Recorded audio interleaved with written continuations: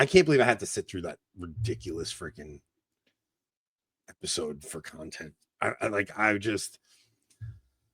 Man, was that awful. I sat through this ridiculous show and I was just like, I was so angry at you for making me watch it. I was like, the things I do for this stupid show, man. If we, you know what, if we don't play the clips, I'll be even more mad. So let's training. And so we had about 120 people attending. We divided into 10 teams of 12. And I pulled posters off of missingchildren.org, local posters. And all we did was we just prayed over them and asked the Lord for any intel about their situation. Well, I had some backstory information on some of these children that nobody else had, that I had obtained from the website. No one knew we were going to do this exercise, so no one had that information available to them. And one of the groups actually got the names of the people who abducted this child and the car, like the color of the car, the type of car. They got some really strategic intel. They got the color. So of the then car. I went to just this one team and I said, well, it was a black car. So helpful. Well, do you feel like this child is still alive? Or Joe Smith in a black car. Listen to this. Wait till you see how crazy this gets. Because she'd been missing for 2 years. And so they're like, they prayed again. They're like, we feel like she's alive. What should we do? Like we didn't know what we were doing. We were just experimenting. And so we prayed some very specific directives over. And then 2 days later, that child was found after 2 years. So we can't draw an exact correlation between our prayers and her rescue, except for the fact that she'd been missing for 2 years. And it seems at least highly coincidental, right? No, it doesn't. That something happened. So there was a police officer in our church. So, okay. So this guy goes,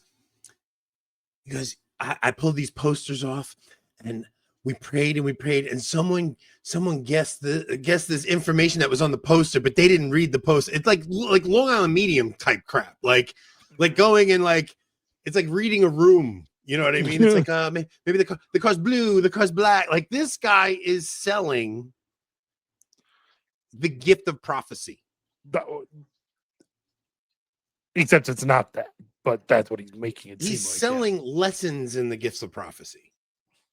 It's not just divination. Like what they're doing is almost like a seance. It's kind of bizarre. And I don't know. It was just like, why bring a guy like this? I don't get what the. That's why. Money. It's always about money. Yeah, no. Dr. Phil said, Dr. Phil, he sells divination and necromancy, but in corpo sales. Yeah, in corpo speak. How did they not understand it was bad whilst editing that video? She doesn't, I don't think so. Like Thursdays, like, keep bugging her day 2 of this. Like, dude, she's never taking it. Like, this woman can't be shamed into something at all. Like, she can't be shamed into anything. Plus, she doesn't understand that it's bad because she's not really Catholic. She's still an evangelical Protestant at heart. Yeah, she's an evangelical Protestant that accepts some other premise. We've described, like, a lot of converts become Catholic and they're basically still just faith alone. But it's like faith alone, or in the church. It's like faith alone, like sola scriptura, except now it's sola scriptura plus the catechism, plus the sacraments and stuff. Like yeah, it's not really that. It's like it's still faith alone. Like it's still like a set of beliefs. It's still like, okay, as long as I assert to the correct propositions, I'm Catholic now. It's not. Right.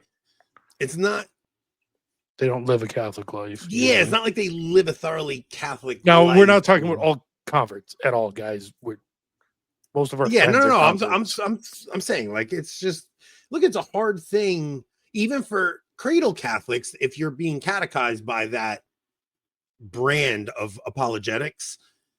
It's very easy to fall into just, like asserting to a certain set of propositions, and that makes you Catholic. Like that's all that's really required of you. It's like, okay, it's like faith alone plus confession, Yeah. Like I confess my sins. but like it's still kind of Protestantism. I don't know. I don't know. I'm probably guilty of it myself, but Do we want yeah, the let's watch the longer other one video? because this is the raising the guy from the dead thing. Gosh. Like, do they not know who was literally did that in the New Testament, where we get the term from? Where we get the term simony from? Simon he's selling. Simon Magus. Simon, Right? yeah, Simon Magus, and that's he was trying to sell like gifts or he was trying to buy it. No, he was trying to buy it, right? Like he was trying to. Simon Magus was trying to buy spiritual gifts, Right. Recently passed away to Correct. be resurrected. Correct. Before you give up. Before you give up, then I'll pray for you. So about 200 of them Dude, came don't ever forward. pray for me, please. And so I laid hands on them and we just prayed a simple prayer of faith. And Like when someone says that on a Catholic show, it should instantly be like, nope, sorry, we're done. You're off the show. like you have no authority to lay hands on someone and pray. Like it's just. But charismatic Catholics do that stuff too. Like Yeah. you ever see the picture of Father Mark Goring with all the women holding their Yeah. hands over Father Mark Goring, praying Makes over me him? Like want to throw up. that stuff's kind of weird, man. That's not Catholic at all. That's how you get demons. the Lord was present, and there was a sense of his confirming of presence and power. But the next day, we come back, and two of these guys we prayed for had a resurrection. What? He's claiming they brought two people back to life. Yeah, and they're in Russia though. But you just wait, just watch. You know, I know I'm the one who told you about these, but I definitely did not watch a second of this stuff. I know you didn't. I know. Look, Rob has the back end stuff. I am in charge of content, so he tells me like we should discuss Lila Rose, and it's like, damn it, I gotta watch this stupid show. But he doesn't have time to watch it. I do. Like I'm in the car for hours, and it's like, all right, I guess I'll put this stupid thing on and screen record right now. Oh, But God. her 3 her hours? videos, some of them get 400,000 views, dude. Like she gets insane because she's a very woman. Protestant audience, and she's a woman. She has a Protestant audience. She's Lila Rose, head of the pro-life movement. I suppose when you put what is it, $3 or $4 million in a podcast production a year, you can. I wonder how much of that is AdSense on YouTube. Like she could be putting thousands of dollars of AdSense into these videos, and it wouldn't even affect. It just gives her a bigger profile, Yeah, that's true. I mean, if we put in $200 and get 20,000, put in 2,000 and you get 200,000. Yeah, that's a good point. Like she could be AdSense because they're none of them alive. They're all videos, right? So she could be literally AdSensing every single thing she puts out, and that's why she's getting 400,000 views on these. And as a nonprofit, she doesn't, with running on donations, she doesn't care if the YouTube part is actually losing money, because that's just a tax-free expense she gets to write off. It's a tax-free expense she gets to write off, and it's how she raises her profile to get more donations. Right, exactly. Like it's because she can literally go to a donor and be like, "I get 400,000 views on this stuff. You should give me." Yeah, dude, it made her famous.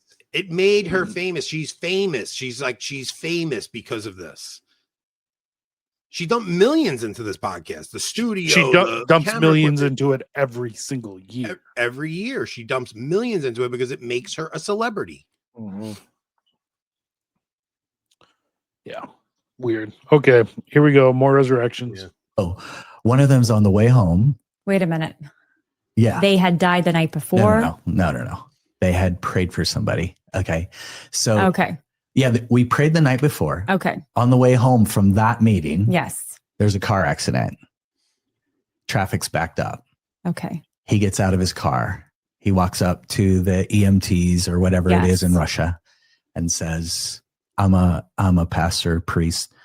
Can I pray? Is there anything you need? And they said, well, you can give last rites because he's dead. And he said, okay, I'll do that. And he's walking over to do it. And he goes, oh, Pause no. You can give last rites because he's dead. Do you give a dead person last rites? Do you give a dead person last rites? So a lot of priests will give conditional last rites if the body is still warm, because you don't always know, because death theologically is the separation of body and soul. So, if you don't have a heartbeat, physiologically, you might say they're dead. Yeah. But if you bring them back to life, right? Was that soul gone and then comes back? No. So a lot of priests will give last rites, well, at least while the body's still warm, usually. Okay. But is he saying they have Orthodox or Catholic priests on their prayer teams? Because no crazy Protestant pastor I know. I think the whole story's made up, dude. I honestly think the whole story's made up. I think you're right. I think the whole story's made up. Because I don't even know I don't think the Orthodox call them last. I don't know what they call it. I don't know. Because he still wasn't even thinking about it. He was just like getting ready to give last rites. But as he's walking over, he goes, I just prayed. I just said I'd pray for 100 dead people. And here's one like now. And I didn't train him how to do it. because it wasn't the point of the meeting. Well, that's what the EMT said. Yeah. He's like on the ground. They sent him complete to do last rites. Yes. So then what happened? So he went over and just prayed a simple prayer. And the guy coughed and stood up. Stood up, totally healed, totally. And another one was taking a train ride home. What do you mean? Totally healed? He's in Russia. No way to verify this story at all. Like, how can you not only spend hours recording this, but then actually think you should put this online as a Catholic? Dude, the whole show is this. This was the whole show. Just him telling these outlandish stories that cannot be verified. They're like these, well, we don't really know if we're doing anything, but like we could be, possibly. But we buy have my done book. Some stupid, idiotic stuff on this channel, and none of it comes remotely close to this. Dude, this guy is associated with what, Bethel Church or something? I mean, it's very prosperity gospel stuff. Like, it's not even authentic Protestantism. Like, it's just nuts.